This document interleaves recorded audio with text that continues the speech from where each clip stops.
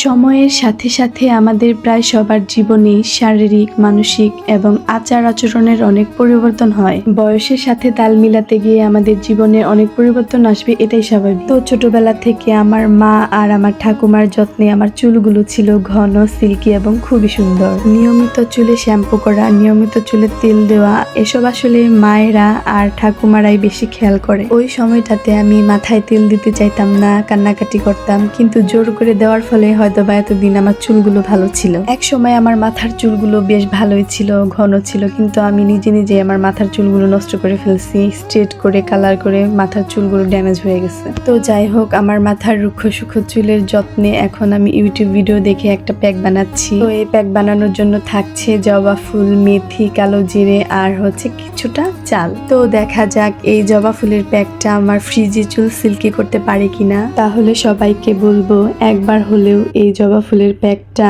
মাথার চুলে ট্রাই করতে।